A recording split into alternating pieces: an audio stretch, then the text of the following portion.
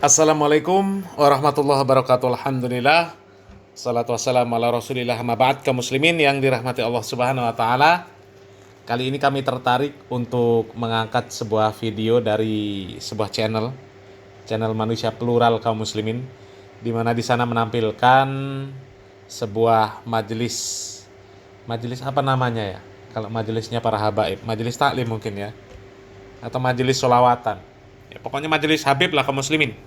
Ya, di mana di sana itu jamaahnya bertanya tentang polemik Habib Ba'alawi kepada Pak Taufik Assegaf. Ya. Tapi jawaban Pak Taufik Assegaf ini bagi kami jawaban yang hanya untuk apa ya? Kalau orang Jawa bilang hanya untuk ngeneng-ngeneng bocah. Ya. Untuk ya seperti mendiamkan anak kecil lah kaum muslimin ya. Jadi asal jawab saja lah ya. Jangan nggak ada jawaban. Yang penting yang nanya ini diem ya. Diem sekaligus marem karena sudah dijawab sama Habib. Ya karena muhibbinnya kan juga kebanyakan saja kalau Habib sudah ngomong ya. Padahal kalau kita menyimak jawaban Pak Taufik Assegaf ini ya, jawabannya nggak berbobot sama sekali kaum muslimin ya. Malah jawabannya ini menampar Pak Taufik Assegaf sendiri kaum muslimin ya. Coba kita simak videonya kaum muslimin. Menarik sekali nih, ada jamaah Taufik Assegaf yang bertanya langsung di majelisnya, disaksikan oleh banyak orang muridnya, muhibbinnya, tentang polemik nasab. Ada 3 pertanyaan yang beliau tanyakan, dan itu keren-keren tuh pertanyaannya. Sayang sekali pertanyaan yang diajukan oleh muhibbinnya itu tidak dijawab dengan baik oleh Taufik Assegaf. Tapi ya cukup untuk menjadi bukti bahwa mereka memang, bahkan dari muhibbin mereka sudah mulai ada yang terganggu. Artinya terganggu oleh kebenaran yang sesungguhnya. Artinya apa yang diteliti oleh Kiai Imaduddin Utsman Al-Bantani dengan yang lainnya memang masuk akal. Itu loh, memang masuk akal. Bahwa kemudian ada bumbu-bumbu, oh kita nggak terima sebagai muhibbin. Ya, zuriyah Nabi Muhammad dicaci maki, direndahkan, tidak diakui nasabnya dan lain sebagainya. Itulah bumbu-bumbu. Tapi poin dari pertanyaan itu yang saya kira penting sekali. Itu rasional pertanyaannya. Tapi Taufik Assegaf menjawabnya dengan irasional.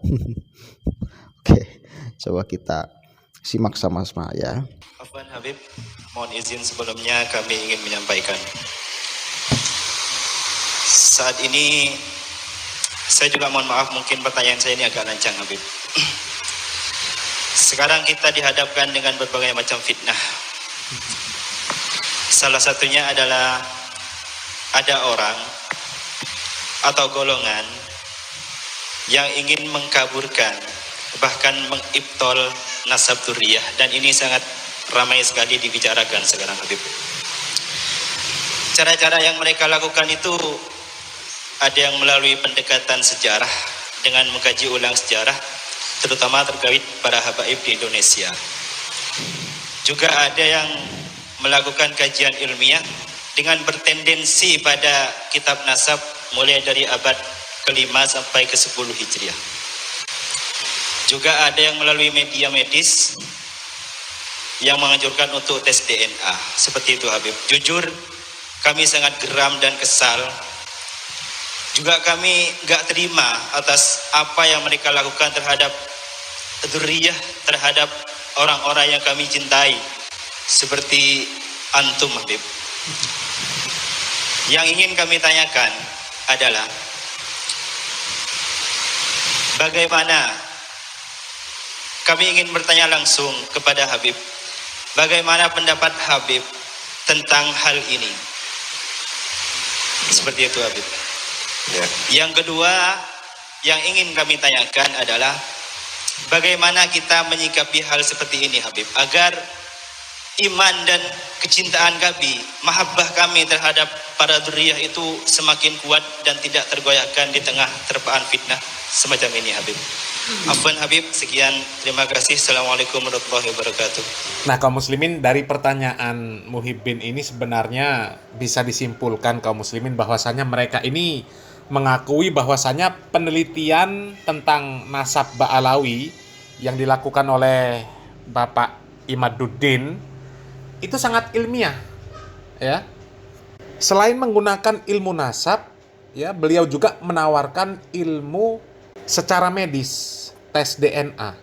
Ya, benar tidak bahwa para habaib Ba'alawi ini DNA-nya sama dengan DNA orang Arab?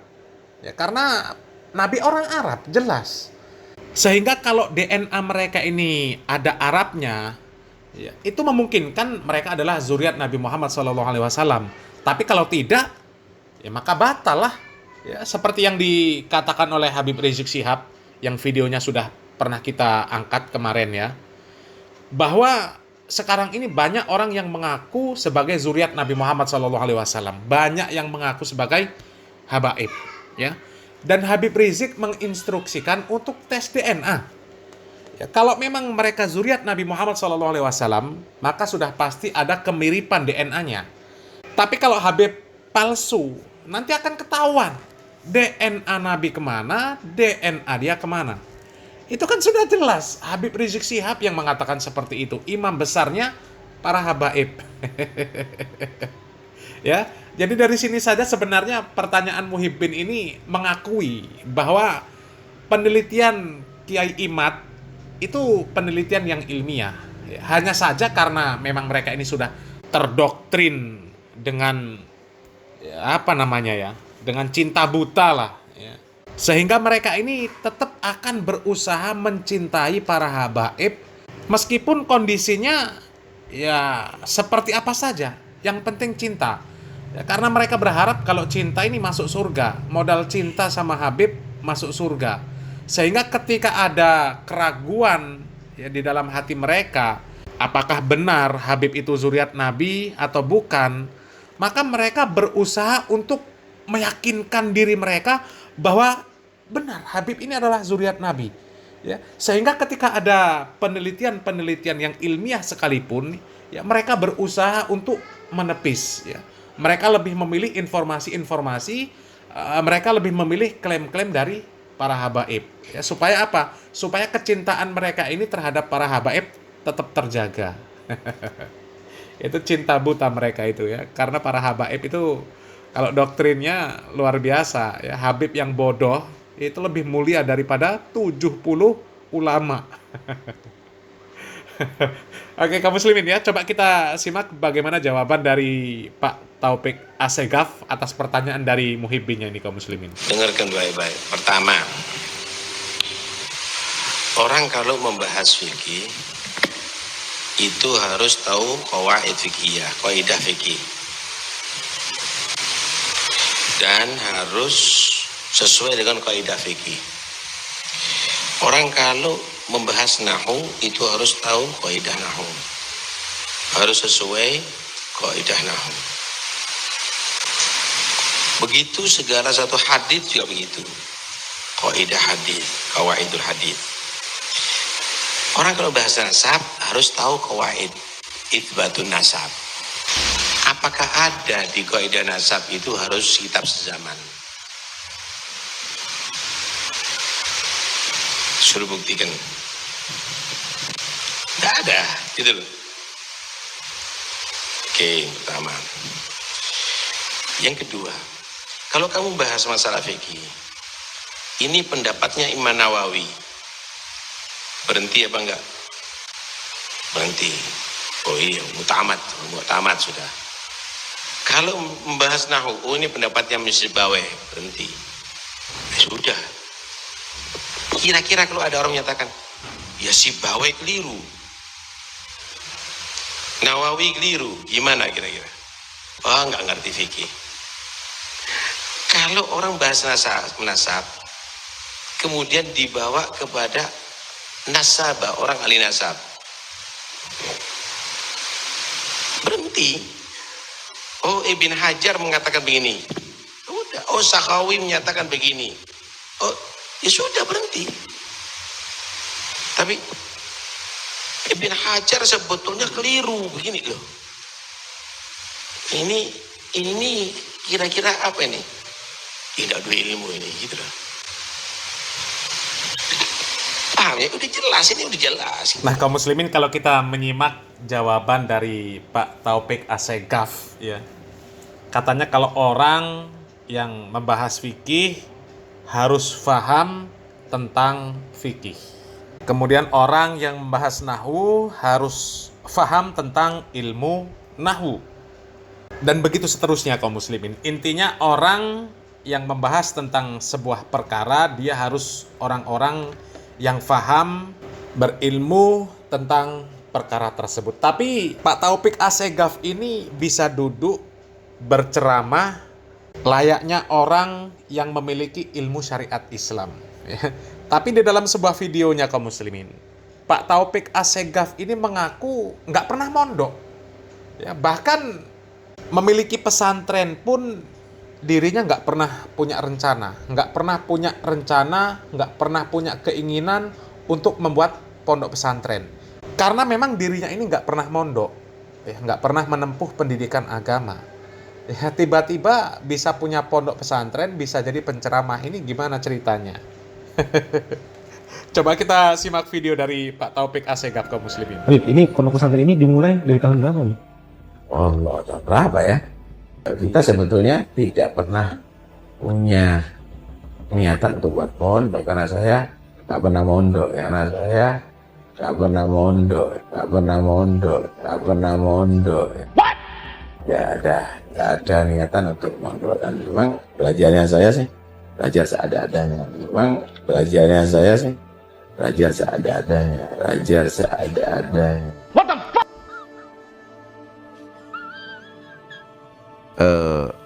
Kalau kan makruh itu kalau ditinggalkan mendapatkan pahala. Kalau tidak ditinggalkan tidak, kalau dilakukan mendapat dosa, kan begitu ya. Ya, pengakuan Pak Taufik Assegaf yang sangat membagongkan kaum muslimin ya. Pak Taufik Assegaf mengaku nggak pernah mondok, belajarnya seada-adanya, bahkan tadi mendefinisikan tentang hukum makruh saja. Itu kacau kaum muslimin ya. Katanya makruh itu kalau ditinggalkan mendapatkan pahala, kalau dikerjakan dosa katanya. Tapi ternyata kita lihat Pak Taufik Assegaf ini ceramah di mana-mana.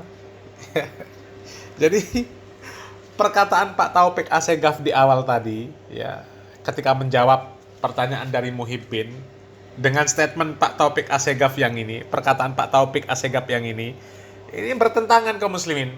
Ya, katanya orang yang nggak punya ilmu di sebuah bidang nggak boleh berbicara tentang bidang tersebut. Lah ini nggak pernah mondok, bahkan definisi hukum makruh saja salah, tapi jadi penceramah membahas masalah agama.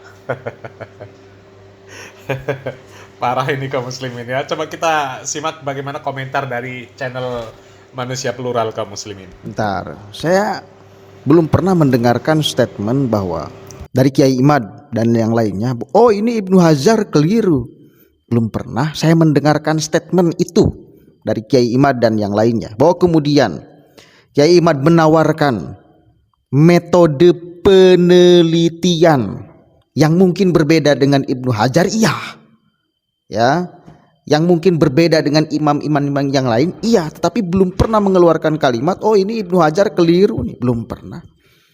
Justru saya meyakini imam-imam yang lain, karena ini ranahnya fikih, itu benar menetapkan nasab Syahada Ba'lawi sebagai zuriyah Nabi di masanya sebelum ada ilmu tes DNA, sebelum ada ilmu filologi yang bisa melacak manuskrip di abad keempat.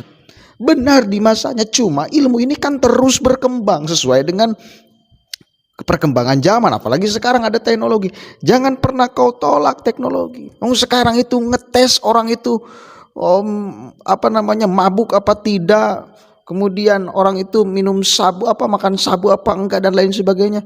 Tinggal dicek pakai sampel, rambutnya diambil, bisa kok ada zat adiktif atau tidak, kan itu Bisa. Ini perkembangan zaman dan jangan ditolak. Ini bagian daripada ilmu Allah yang mesti kita terima, saudara. Ya, begitu. Lanjut. Karena ini penting. Karena belum pernah ini Taufik Assegaf ini memfitnah. Saya belum pernah mendengarkan statement dari Kiai Imad menyalahkan imam-imam yang lain yang menetapkan Sa'ad Ba'alawi sebagai zuriyah Nabi. Kalau kemudian Kiai Imad menawarkan metodologi yang mungkin berbeda dengan imam-imam yang lain, iya. Tapi kalau menyalahkan enggak. Bahkan saya mengatakan benar di masanya. Cuma ini bukan mutlak satu-satunya kebenaran. Kalau di kemudian hari dan sekarang terjadi ada yang mengkritiknya, sah-sah saja. Ya. Bukan mengkritik Al-Qur'an, bukan.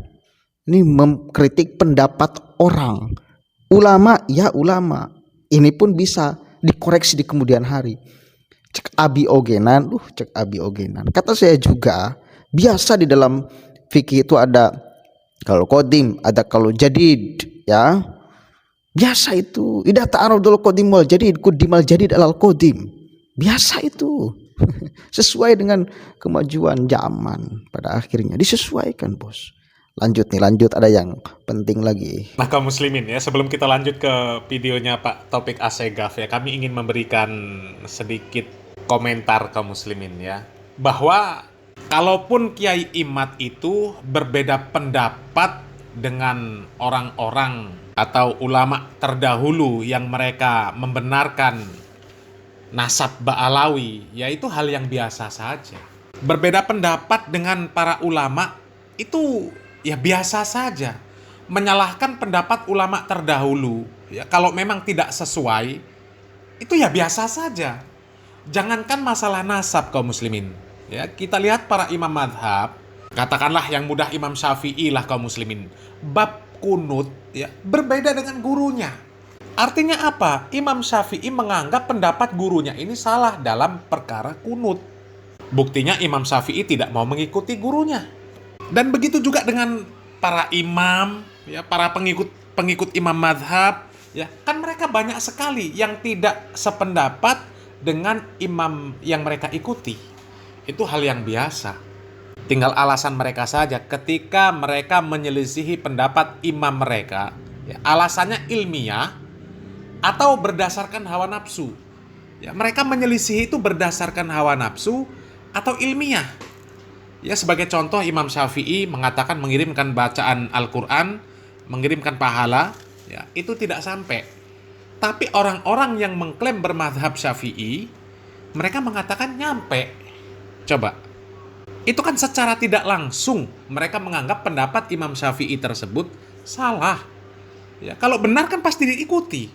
Adanya mereka menyelisihi itu artinya menyalahkan, dan itu hal yang biasa. Ya, kembali lagi tergantung dari apa yang melatar belakangi mereka menyelisihi pendapat para imam-imam mereka. Ya, sama dengan Kiai Imad juga. Ketika Kiai Imad menyelisih para ulama tentang keabsahan nasab Habib Ba'alawi, ya kalau ternyata Kiai Imad memiliki metode tersendiri yang ternyata lebih ilmiah dan lebih bisa dipertanggungjawabkan, ya nggak ada masalah. Nggak ada masalah. Ya kan? Nggak ada masalah. Dan para ulama terdahulu ketika mereka mensohihkan nasab Ba'alawi, katanya nyambung kepada Nabi Muhammad SAW, ya, bisa jadi mereka dalam perkara itu salah. Bisa jadi mereka manusia. Mereka manusia. Yang nggak pernah salah itu Al-Quranul Karim. Ya. Ya, kalau ulama disalahkan itu hal yang biasa. Ya, tinggal latar belakang menyalahkan pendapat ulama tersebut apa? Apakah memang berdasarkan ilmu atau berdasarkan hawa nafsu? Ya. Coba kita lanjut videonya kaum muslimin. Arabi itu yang nggak ngeladeni inti. Nah, nggak ngeladeni kamu. Inti kalau datang kepada kami layani. Tapi kalau kami mau ditaruh ada di panggung, ada apa? Tes DNA. Saya mau tanya, orang yang sudah dites sekarang DNA-nya dan dinyatakan turunan Nabi, ayo ajukan hasil tes DNA kepada nakobah seluruh yang ada di alam ini. Bisa nggak mengikbat dia sebagai sayyid dengan tes DNA? Tidak mungkin. Loh, ada apa kita mau dibodoh-bodoh sama orang ini?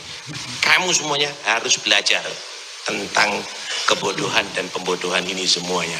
Dan nanti semuanya pondok-pondok harus kita ajak untuk kerjasama untuk supaya mengetahui pembodohan dan kebodohan ini semuanya.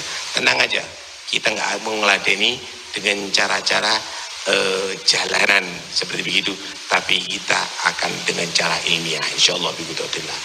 Ya, jadi nggak usah bingung, ya. Tetap aja dalam yang ada sekarang ini, dan tolong para habaib jangan berbicara antum kecuali sesuai dengan kapasitasnya antum. Mereka ngerti, ojo mentit-mentit, ya. Nah, jangan terlalu tinggi pembahasannya, sebisanya, sebisanya. Nah, dengan begitu, dan saya boleh kritik ya, istilah Al-Habib itu untuk tokoh para sada, tokoh Alawiyin sebut Al-Habib. Oh Al-Habib Muhammad Al-Mukhtar, oh Al-Habib Abu Bakar, oh Al-Habib Al-Habsyi, itu istilahnya. Lah saiki di Indonesia lahir jadi Habib. Itu sama dengan kiai. Kiai itu tokoh-tokoh orang Jawa. Kalau ada di mana? Di Kalimantan guru. Guru itu tokoh-tokoh. Lah semua orang dadekno kiai, misalnya musikus jadi kiai, pelawak jadi kiai. Loh, ini jabatan nggak bisa segala orang, gitu loh Pak. Udah cukup lah ya, jadi dia mengkoreksi juga, jadi nggak bisa sembarangan memakai gelar Habib. Itu di kelompok ente Pak Taufik, ya kita mah nggak pernah, dari kita itu nggak pernah, dari kelompok kan harusnya ada tuh siapa sih, si Mahdi tuh, Habib Bocil tuh memakai gelar Habib, pantas apa tidak? Dan semuanya dari kalangan ente justru yang memakai gelar Habib. Pada akhirnya kan makna Habib itu memang menjadi sangat kabur. Jadi sangat kabur. Semua orang dari klan Ba'alawi itu ngeklaim sebagai Habib kan pada akhirnya, dan itu mesti ada pembenahan internal kalau memang tidak sesuai dengan semestinya. Bagus itu untuk koreksi internal. Kemudian yang kedua, kepada para habaib ngomong sebisanya aja. Ente juga salah satunya Pak Taufik. Kalau ngomong itu jangan terlalu tinggi. Anda pernah ngomong dan Anda belum pernah mengklarifikasi sampai detik ini, mengatakan bahwa siapa orang yang mengikuti Al-Quran tetapi tidak ikut Habib, maka dia akan tersesat. Mesti diklarifikasi itu Bib. Pak Taufik, ente mesti mengklarifikasi. Minta maaf dengan statement ente itu. Anda juga mengatakan bahwa ulama itu adalah pengawal para habaib. Anda juga yang mesti membenahi diri, membenahi statement-statement itu, mengklarifikasi maksudnya apa. Kalau salah minta maaf, mohon maaf. Ucapan saya yang demikian itu salah. Ucapan saya yang demikian itu adalah keliru. Yang benarnya adalah legowo dong kalau memang salah, dan itu memang salah. Kalau Anda menganggap bahwa itu kebenaran, maka kita akan gugat sama-sama. Nggak bisa. Dari mana dasarnya? Ulama adalah pengawal para habaib. Dan Ba'alawi itu, Habib Ba'alawi itu lebih tinggi daripada Al-Quran. Yang ikut Habib tidak ikut Al-Quran, yang ikut Al-Quran tidak ikut Habib akan tersesat. Di mana dasarnya Anda ngomong kayak gitu? Doktrin itu kan namanya. Jadi sebelum Anda menceramahi orang lain untuk membenahi dirinya, ngomong sesuai dengan kapasitasnya, Anda juga yang mesti berbenah diri. Definisi makruh nggak tahu itu tuh. Kan kacau. Setingkat ketua Robitoh Alawiyah nggak tahu, nggak ngerti definisi makruh. Dia juga pengakuannya belum pernah mondok. Tiba-tiba buat pondok pesantren. Kan kacau ini namanya. Hati-hati saudara ya, yang mau mondokkan anak di Taufik Assegaf, pengakuannya belum pernah mondok pesantren. Ilmuannya diragukan, jelaslah diragukan. Definisi makruh nggak tahu kok. Itu sesuatu yang sangat sederhana dan kita biasa belajar. Dulu, apalagi sekarang mah udah anak TK ngerti tuh definisi makruh sunnah wajib itu tahu. Gimana sih? Mudah-mudahan ada manfaatnya. Mari kita kembali kepada jalan yang benar. Nah kaum muslimin, jadi kami ingin memberikan komentar terakhir kaum muslimin setelah dari channel Manusia Plural ya.